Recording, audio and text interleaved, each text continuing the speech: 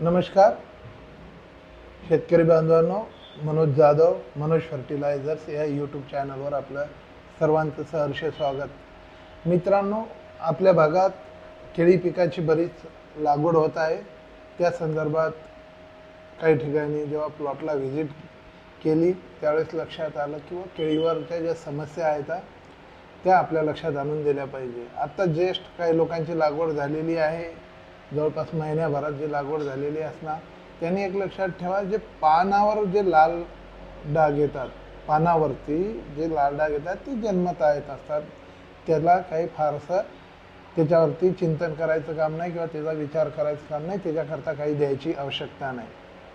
दुसरं एक लक्षात घ्या, जे पान निघतानी जेव्हा नवीन मधातलं जे पान निघत असते, जेव्हा निघते तर ते जे आहे ते असं वाकलेलं जेव्हा निघत असते तेव्हा लक्षात घ्यायचं की कॅल्शियम आणि बोरॉनची मोठ्या प्रमाणात डिफिशियन्सी आहे।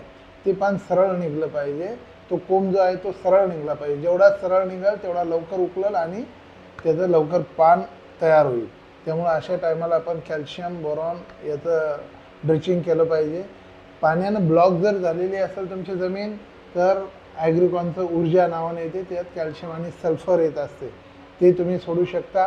त्यासोबत तुम्ही विवा घेऊ शकता, ज्याने ऑर्गॅनिक कार्बन आणि मुळाची डेव्हलपमेंट बऱ्यापैकी होईल, हे आपण घेऊ शकतो।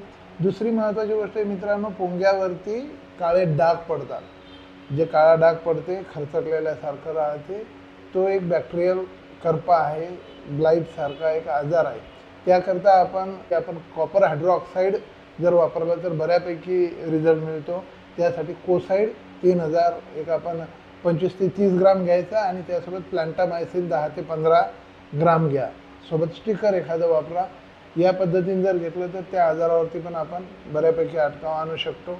दुसरी महत्त्वाची गोष्ट आहे मित्रांनो, केळी जे पीक आहे हे केळी पीक साधारणतः सुरुवातीपासून त्याला जर व्यवस्थित डोजेस दिले, त्याचा जेवढा बुंदा चांगला झाला तेवढं तुम्हाला केळी पीक बऱ्यापैकी उत्पन्न देईल। बाकी वेळोवेळी काही समस्या आल्या तर आपण त्यावर चर्चा करूच। धन्यवाद। मनोज जाधव, मनोज फर्टिलायझर्स।